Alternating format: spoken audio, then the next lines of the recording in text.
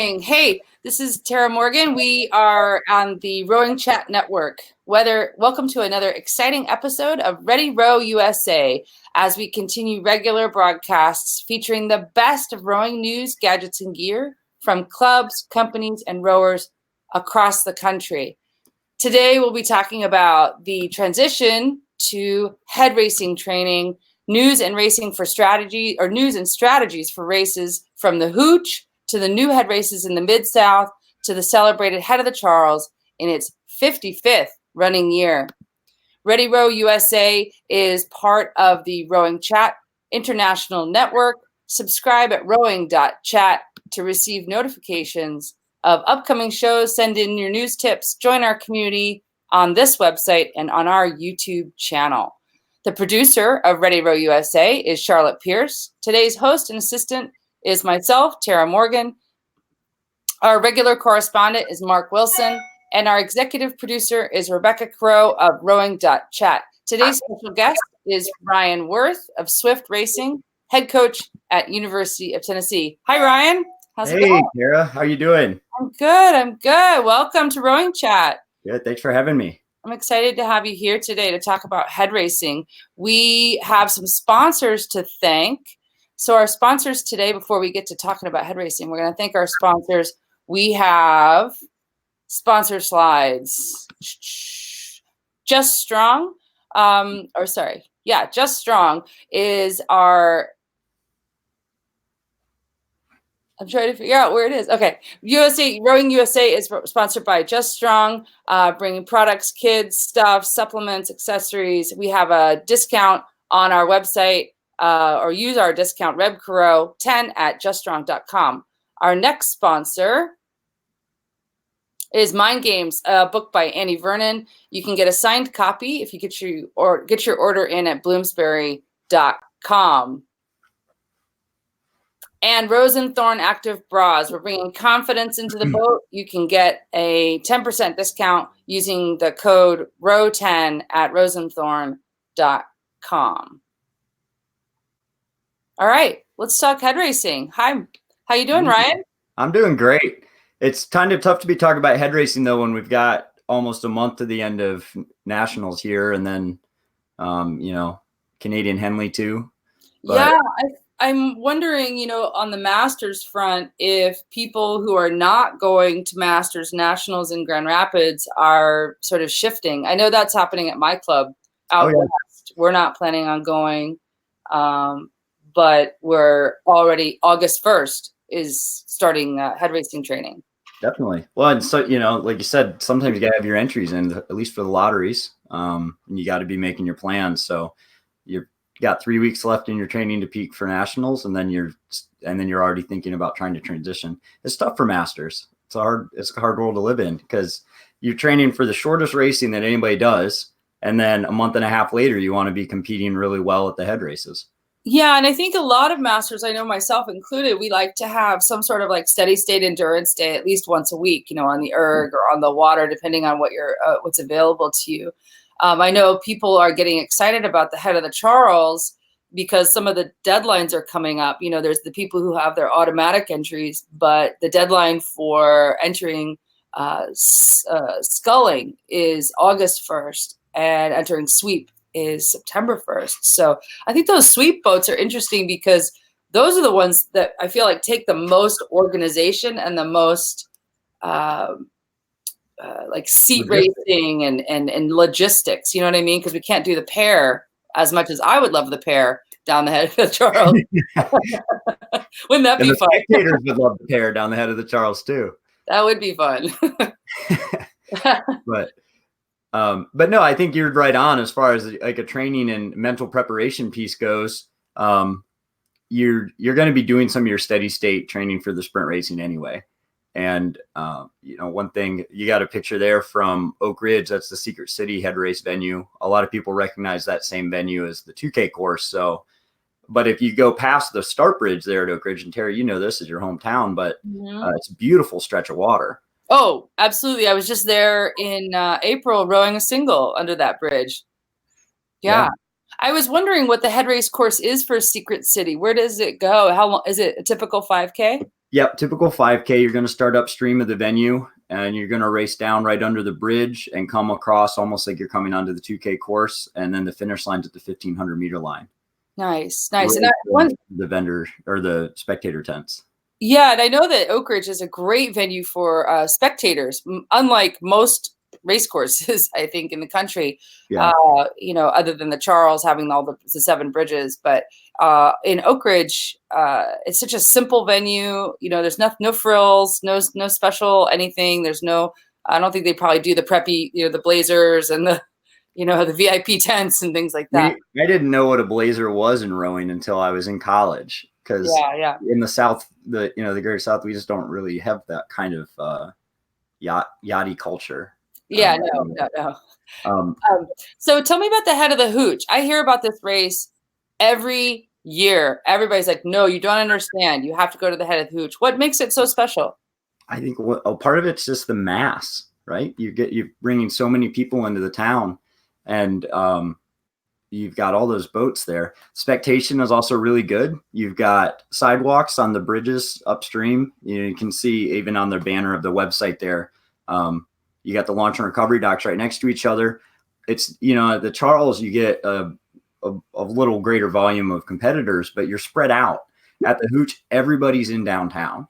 And so you get this very festival type feel, and the energy is undeniable. And then there's a river walk that runs the entire length of the river from downtown heading upstream, well past the start line. You can see the river the whole way, but there's city bikes that you can rent. And then, like I was saying, the bridges that you row under, the last 3 bridges, all have sidewalks. One of them is pedestrian only. It's the world's second longest pedestrian bridge. And let's just say, I think that might be the latest head race in the season, because Head of the Lake is that same weekend. I mean, so both of them would be the last ones. It's our last race. Well, then we have Head of the South. Oh, when's that one? Down in Augusta, Georgia. It's the weekend after the Hooch. And one of the fun things about Head of the South is that the Augusta Rowing Club caps entries at 750 boats, because they kind of reach capacity. And so one thing that's done for Head of the South is that it's kind of ensured quality in the regatta by capping entries, and they don't get them over their head. Yeah. It gives you that one, for some people like me who are coaching, I look forward to Head of the South as kind of I'll tell the college athletes that they can come with me if they want to, but that's my chance to go do my race. Who's what's the LOC for the Head of the South? Who's organizing that? Augusta Rowing Club. Oh, great. Is that a big club? I wouldn't say they're a big club. By the South standards, they're average. Great. Yeah, I'll have to do a tour sometime of do the whole South, since that's my home territory, and do all the Georgia and Alabama clubs, and it'd be really fun. So the other one that I hear about from your area lately, the newest race, I think, is the Head of the Music. Is that what it's called? Music City Head Race. Music City Head Race. Yeah. What's Music City Head Race about? Well, Music City is Nashville, Tennessee, of course. And that venue, the venue and the regatta are fairly new. They are going to be going in their 4th year, I believe, of the regatta. And it kind of grew in place of the old Tennessee Head Race, which was hosted in Knoxville by the Knoxville Rowing Association for a long time. Right. And then when the venue for that regatta in Knoxville, they kind of lost access, and it left a weekend open. Secret City shifted later in the month, and then Music City kind of adopted that position. And so we're kind of settling into this new regatta schedule. Music City's getting things together. Here, I've got a great image from the pedestrian bridge there. Let me get the screen share here. Oh, no, I won't be able to do that. Sorry. What's the date of that event? When does that fall? That one is usually the 1st or 2nd weekend of October. They're settling into the first weekend after the first full week. So it's going to be October 12th this year. Oh, so the week before the Charles. Yes. The Charles is the 19th. Yeah, and so it kind of serves for a lot of people as your first real big race. Last year it got really big because Head of the Rock got blown out by bad weather. So kind of last minute Purdue and a few other, and Michigan club and a few other pretty big teams, and a handful of masters kind of came down to Nashville. There Yeah. were over 40 varsity men's fours in the collegiate men's fours last year at Music City. Wow. Yeah. Wow. So, and they're right there in downtown Nashville. So if you're a spectator and you want to walk across the pedestrian bridge from the venue there at the stadium and sit on a patio and drink a beer, nice. We're watching the finish line from Totally civilized. Nashville's greatest bars. Completely civilized. You know, so some of my favorite things about head races in terms of planning, as difficult as it is to get your crews together and seat race, and sometimes you have to buy plane tickets and hotels and Airbnbs and all of that. But one of my favorite things about head races is just how deeply entrenched those are in the communities that they're held, right? Because they do take up a lot of time and a lot of energy. That said, the nice thing about head races is that they're on at 6 a.m. and they're done by noon. Like, you know, you're home by noon. So it's pretty nice. But what would you say to someone, you know, we're talking a lot about East Coast races and Southeast races. And I'm out here way up in the tippy top, northwest corner. Hot tip, Southwest Airlines flies direct to Nashville if you want to go to the Music City race. What do you suggest for people when they're looking at local races, like whether they're juggling, should I fly somewhere? How do I even find the best head races? Ooh, finding the best head race? Well, I think part of that's going to be a question of what the best means for you. Mm-hmm. If you're simply looking to find the best competition, you know, and race the fastest people in your event, then the head of the Hooch's volume quite often kind of guarantees that and solidifies it in that position. And the head of the Hooch is fairly accessible. You're in between this Y shape of Nashville, Knoxville, and Atlanta here at Chattanooga. So, and Chattanooga is used to hosting big events. Chattanooga has 2 Ironman events as well on the same venue every year. And there's also a massive, just a couple weekends before the Hooch, paddleboard, outrigger canoe, and basically any paddle craft that you face forward in, they allow this. And it's a long race. It's 32K. Yeah. And not to mention that Chattanooga has an excellent aquarium. It's an amazing aquarium to go see. So I'm sitting out here on the West Coast, and my big race out in Seattle is, which a lot of California crews and Oregon crews come up for, is called the Head of the Lake. And what they've done with that race is they've made it, so I think these qualifiers, like this is interesting because the Charles does this too. It sells out in about 2 hours, Head of the Lake does. It is very limited in terms of events. They only want the hottest, best crews. And then what they also did last year was they made the winning crews automatically entered into our top 2K race, the opening day Windermere Cup here in Seattle. So if you won your event, your little treat, here's your treat, is you get to be in opening day in Windermere Cup, which was a fantastic way, I think, to elevate that race. It's held by the Lake Washington Rowing Club. They're on point on their merchandise, like level of Head of the Charles for sure. But I think it's a really attractive end of the season race for people who want to do a West Coast flight, or, you know, your West in Colorado. Sometimes we'll see the Colorado teams, the Alaska teams. Of course, Marin rowing might come up, or but I'm thinking about those California crews and those Colorado crews that don't have the waterways, but still want to get head racing as part of their training. Yeah. So, I mean, you got Oklahoma, and so there's a head race right in the middle of everything. So you're 8 hours away from everything else. But I think it also depends on, you know, you're asking what about the best head race. One of the things I think about is the venue, what it's like as a competitor racing down the course. Bridges, no bridges. Yeah. Right. Turning, no turning. What's Head of the Lake like? Okay. So Head of the Lake is kind of brilliant because it has a 2,000 meters straightaway. And I'm sorry if I'm getting that distance wrong, but I've only done it as a rower. So I know it's long. But you do some winding and you go under one bridge, and then you go through the famous Mott Lake cut. So if you read the Boys in the Boat, that's the famous cut that you'll see in the movie coming up and you'll see everywhere. But it takes you way out to the start line. So you basically do from the finish line to the start line of our 2K opening day race, hang a major turn and then hang another turn, and you end up in the loving arms of the Conibear Shell House at University of Washington.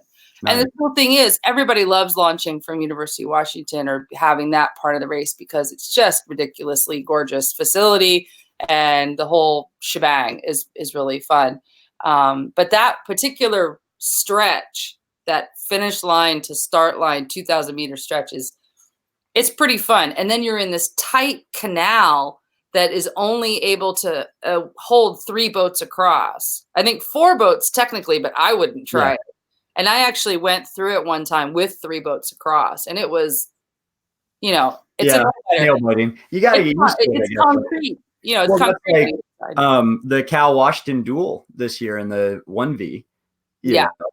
Those guys aren't fazed by it. No, but most of us are. No. And for us in the Southeast, really probably at Nathan Benderson would be one of your tightest head races as far as your tolerance between boats. And that's because the head race they do there at Nathan Benderson, you're running the 2K course and then the whole return loop under the bridges at the island and then back up the warm-up area. Wow. I didn't even realize you could do a head race at Nathan Benderson. That's crazy.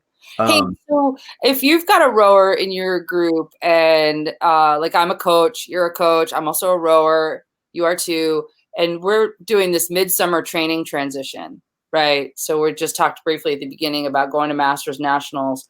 What do you think is, I'm looking at new strength and conditioning training and shifting my strength and conditioning training to be more about endurance and more about heavy, low rep, kind of loads and working on that for my personal stuff. But when we make this transition into head racing, what do you think, what are you telling your athletes to really focus on? If maybe like a typical master, they've got limited time. So is it getting up earlier? Is it doing volume more days of the week? What do you think? I think it's just about increasing the minutes in your volume. And I don't think it has to be rowing, especially for the masters who are going to be going to nationals. Let the rowing training you be kind of your peaking for sprinting. That's fine. But you got to be adding some low intensity volume. And I think a big part of that's just mentally. One of the things that I think a lot about, like I said, Sarasota is probably one of the tightest, if you will, for like side by side racing. That's constricted by the natural venue. Nashville is pretty cool on the Cumberland. It's pretty channelized, deep river there, and so it feels intimate. But it's nothing that we have is like the turning you have to do on the Charles or how tight the course actually is. And inevitably, like you said, Head of the Lake, you think it's about a 2K straight. Secret City's got at least a 2K straight, more or less. You're keeping yourself between the buoys and the shore. But you get these stretches where for much longer than a 1K, you're there, and very likely, if not without a competitive boat next to you, passing you, you might be overtaking. If you're in a blind boat, that can get really lonely. And so it's about getting yourself reacquainted with the joy of being bored while you're in the act of doing your training.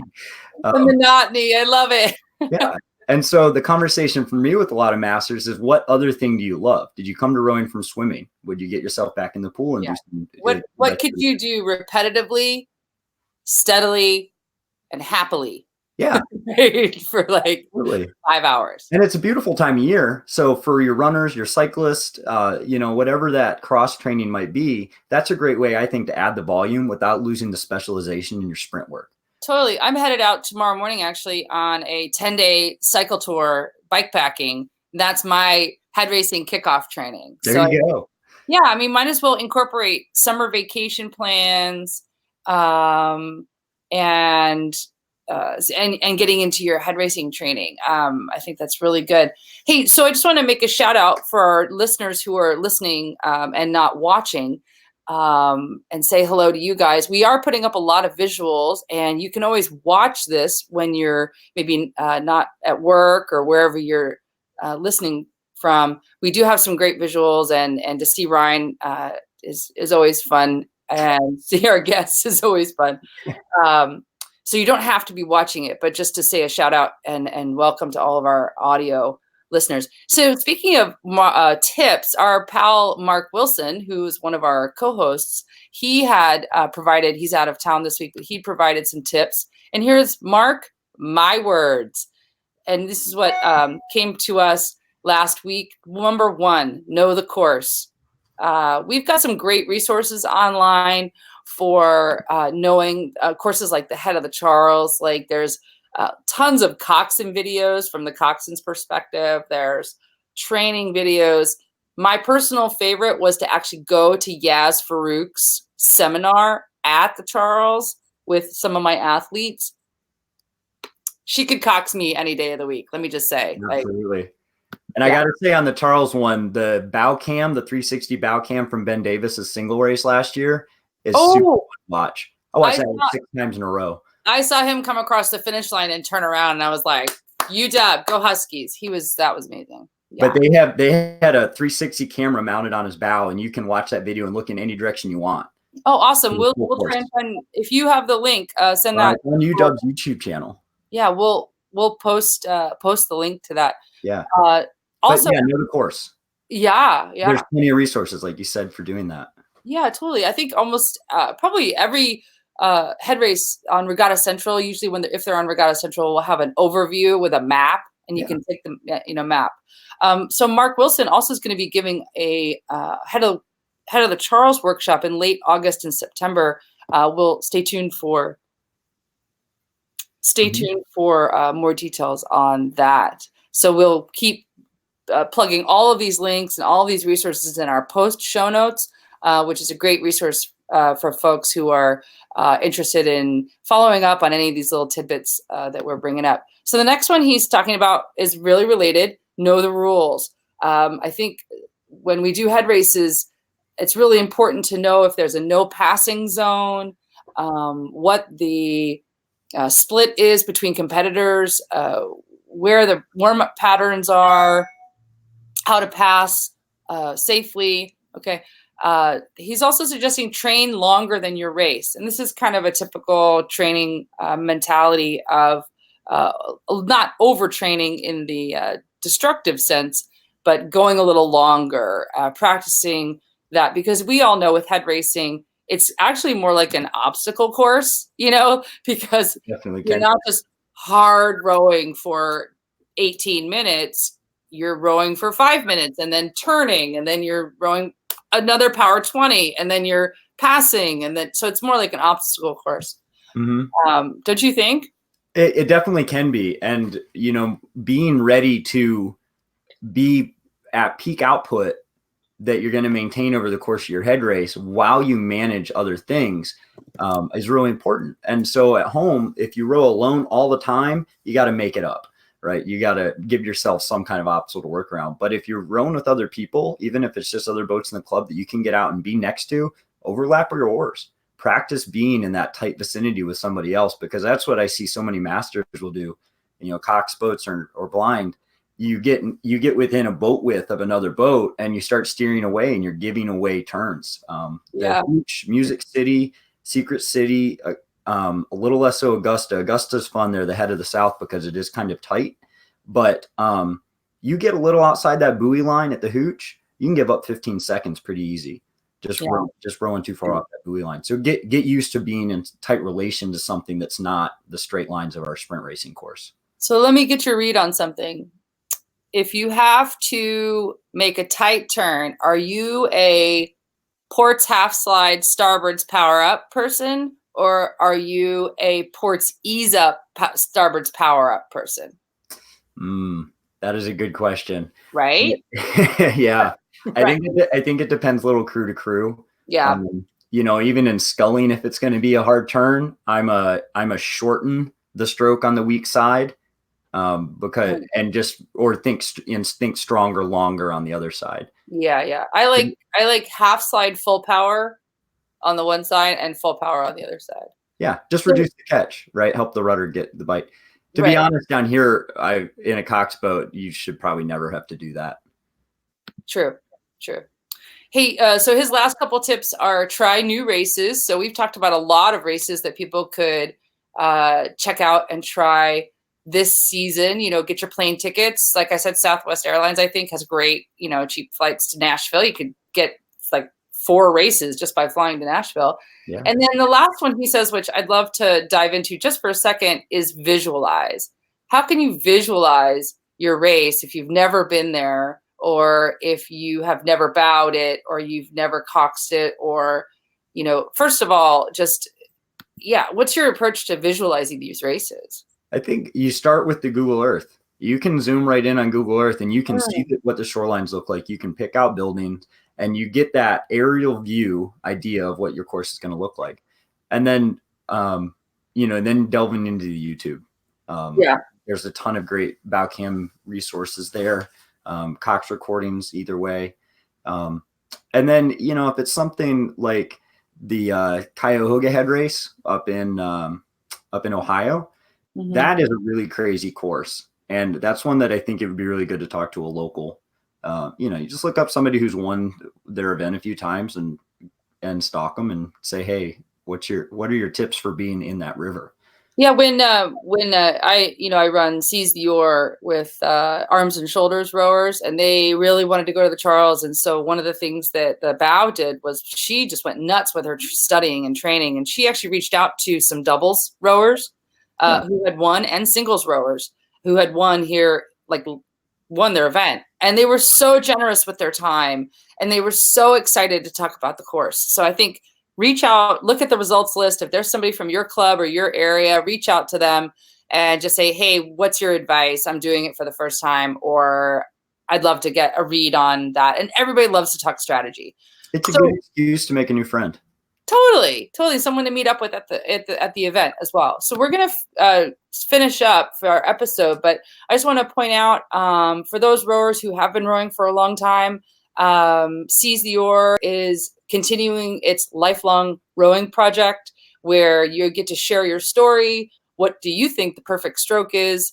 And share an image of yourself. It's an exciting global project capturing the beauty of rowing as long as we all want to be rowing, no matter what. It's a lifelong sport.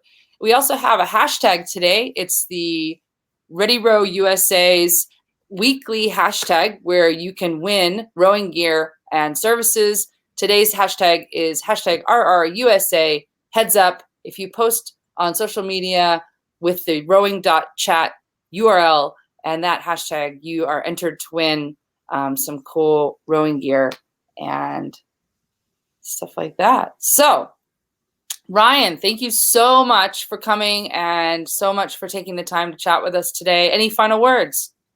Oh, happy racing to everybody. Enjoy it, right? What's your signature on your email? It's so good. Happy trails and fair winds.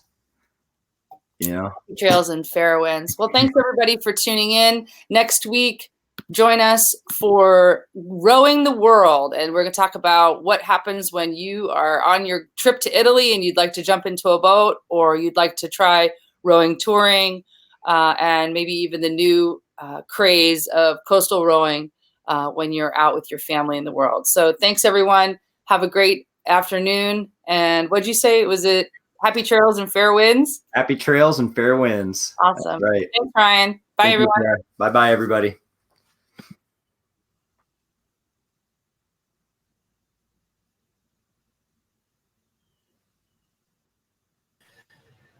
Hi, we'd just like to thank our sponsors for making this podcast possible. I'm Charlotte Pierce, and you can find the whole list of sponsors and links at Rowing.Chat/sponsors. We are also, as Tara mentioned, the upcoming episodes. And thank you again for listening in and watching us. Take care. Bye. Bye.